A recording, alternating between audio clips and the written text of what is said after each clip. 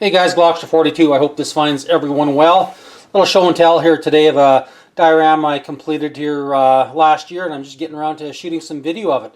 So what we have here is we're depicting a Soviet forward operating crew, a scout group entering a Czech city in March, April, May. I'm not exactly sure when the Soviets hit Czechoslovakia, but somewhere around the last couple of weeks of Second World War in 1945. So what we have here is the very, very nice Tamiya M3Scout Car, as well as the Tamiya 38T tank.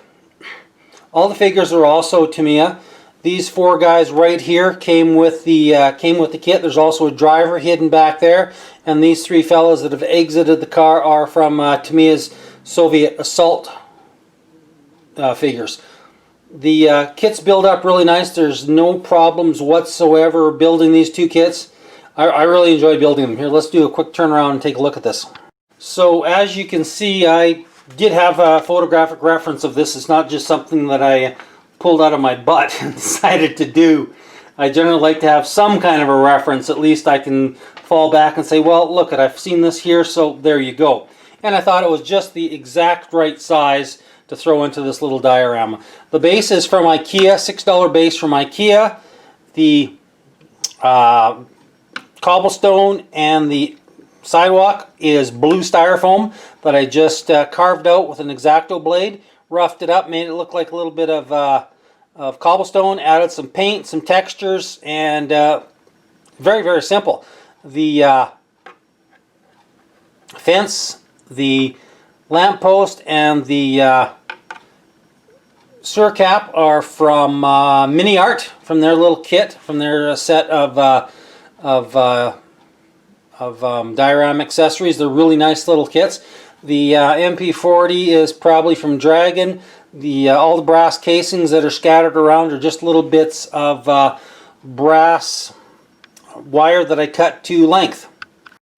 So I know somebody's going to say, yo dude, that's not the correct paint job for that particular tank. They should be all Panzer gray. Well, I found a picture in the AK interactive 1945 German color book with this particular paint scheme in it. Here, I'll roll in a picture of that now.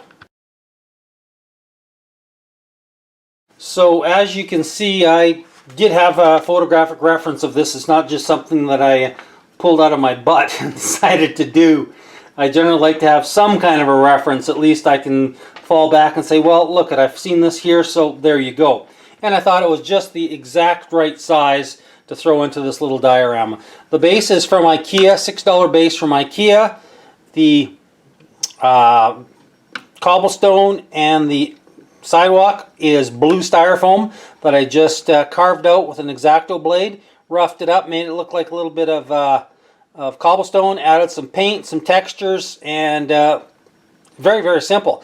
The fence, the lamppost, and the sewer cap are from Mini Art, from their little kit, from their set of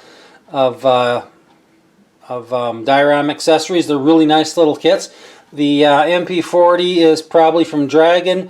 All the brass casings that are scattered around are just little bits of brass wire that I cut to length. Now here we've got another view. The paint on this is AK Interactive, I think, orange top acrylic paint. The late war schemes, the very pale, almost cream colored sand color, and the very, very light green with the I think it's 8017 chocolate brown. I weathered it up fairly heavy. I just wanted to make it look like it was, you know, it had been repainted, sat. I left a couple things in dark armor gray, like the cap here, just to give it a little bit of a breakdown. We're basically got some soil and dirt from the garden. The newspaper bits are from Tamiya that I just photocopied and made a whole bunch of them, scattered some newspaper around. When I first built this, it was a little bit clean looking, so I wanted to dirty it up a bit. You know, you see pictures of, you know, German and Austrian cities. The roads were fairly clean until the Ruskies got in there and created havoc. These figures are really nice. They're super detailed. They're nice facial structure. They're more of an. They look kind of like they must be from say an Oriental group from the far east of the Soviet Union. But the poses are very, very nice, and it actually goes together really well. The decals, they're Tamiya decals, but they are super thin. They settle right down with the Tamiya decal setting solution. Just fantastic.